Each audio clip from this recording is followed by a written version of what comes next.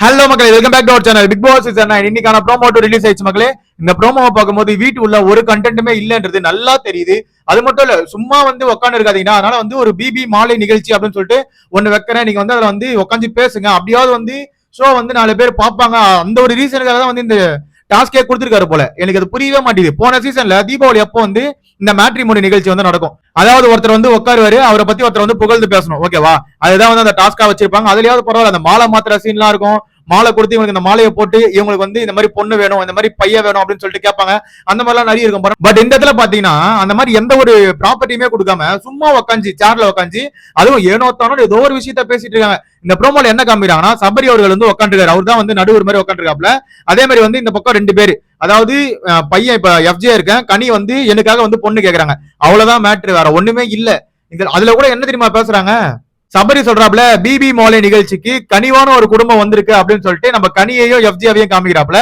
கனி வந்து எஃப்ஜேக்கு பொண்ணு கேக்குறாங்க போல. அதாவது பொண்ணு எப்படி இருக்கணும் அந்த மாதிரி ஒரு விஷயம் தான். பொண்ணு எப்படி இருக்கணும் அவங்க சொல்றாங்கன்னா, இவர் வந்து கடலை அதிகமா விரும்பி சாப்பிடுவாப்ல. அதனால வந்து கடலை போடுற பொண்ணா இருந்தா, கடலை போட்டு சமைக்கிற பொண்ணா இருந்தா நல்லா இருக்கும் அப்படின்ற மாதிரி அங்க வந்து கொஞ்சம் கலாயா தான் பேசிட்டு இருக்காங்க, ஓகேவா? ஆனா அதுல என்ன ஒரு மெயின் மேட்னா, இவங்க பேசும்போது ஆப்போசிட்ல உட்காந்துருக்காங்க ஹவுஸ் மேட்ச், அவங்க வந்து ஸ்டாப்னு சொல்லிட்டாங்கன்னா அவ்வளவுதான், முடிஞ்சிச்சு போல. அதோட அவங்க பேசக்கூடாது, அவங்க வந்து உட்காந்துனா அதே மாதிரி வேற ஒருத்தவங்க வந்து பேசுவாங்க, ஓகேவா? இதுதான் வந்து அங்க டாஸ்கோட மெயின் கருவே. மத்தபடி வேற ஒண்ணுமே இல்ல.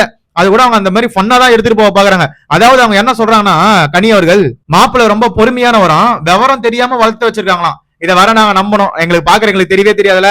இவங்க வந்து இதை எப்படி எடுத்துட்டு போய் என்ன பண்ண போறாங்கன்னு எனக்கு புரியல மக்கள். இதை பார்க்கும்போது செம்ம காண்டாவது. அதாவது ஒரு பிசிக்கல் டாஸ்க் கொடுப்பாங்க, வீட்டுலயாவது வச்சிருக்கல. டெவில் அண்ட் ஏஞ்சல் டாஸ்க் இருக்குல்ல, அது வீட்டுலயே நடக்கிறது தானே. அந்த டாஸ்க்கை வச்சிருக்கல, பாக்கிறதுக்கு இன்ட்ரெஸ்டிங்கா இருந்திருக்கும்ல. வெளியே தான் மழை பெய்யுது, உள்ள காலியா தானே இருக்கு. உள்ள செட்டப்பை போட்டு இந்த பக்கம் ஏஞ்சல் இந்த பக்கம் டெவில்னு போட்டு கொடுத்துருந்தீங்கன்னா பாக்குறதுக்கு இன்ட்ரெஸ்டிங்கா இருந்திருக்கலாம். ஆடியன்ஸ் வந்து என்கேஜா வச்சிருக்கலாம்ல. இந்த திருட்டு சம்பவத்துல எவனும் திருட போறதுல நல்லா தெரிஞ்சிச்சு. சும்மா வந்து ஒரு கண்டென்ட் கொடுக்குறன்ற பேர்ல பேசியே சாவடிப்பானுங்க. ஆல்ரெடி 4 வாரமா பேசி பேசிதான் சாவடிக்கிறானுங்க. இது எப்படி போகுதுன்னே தெரியல மக்களே. பிபி சீசன் அவ்வளவுதான் முடிஞ்சிச்சு. பிக் பாஸ் டீமே முடிவு பண்ணாங்க போல. இவங்களுக்கு எந்த டாஸ்க் கொடுத்தாலும் இவங்களுக்கு அப்புறம் விளையாட போறது இல்ல. சோ அவ்வளவுதான், நம்ம வந்து போற வரைக்கும் எடுத்துட்டு போவோம். 2 வாரம் வந்து இதே மாதிரி எடுத்துட்டு போயிட்டு ஜாலியா அப்புறம் வந்து அந்த ஃபினாலே டாஸ்க் இருக்குல்ல, அதை கொடுத்து முச்சிடலாம் அப்படின்னு பாக்குறாங்களா என்னன்னு புரிய மாட்டேது. போற போக பார்த்தா அப்படிதான் இருக்கும். பிசிக்கல் டாஸ்கே இல்ல இந்த சீசன்ல, அதான் எனக்கு பிடிக்கவே மாட்டேது. சோ இந்த டாஸ்க் ஒண்ணு கொடுத்துருக்காங்களே, அதை பத்தின கருத்துக்களை கீழே கமெண்ட் செக்ஷன்ல கமெண்ட் பண்ணுங்க. அதை பத்தி நான் தெரிஞ்சுக்கிறேன். அது வரைக்கும் நம்ம சேனலை சப்ஸ்கிரைப் பண்ணி கூட இருக்க பெல் ஐகானை தட்டி விடுங்க. அப்பதான் நம்ம போற வீடியோ எல்லாம் உடனே வந்து சேரும். Love you, bye, take care.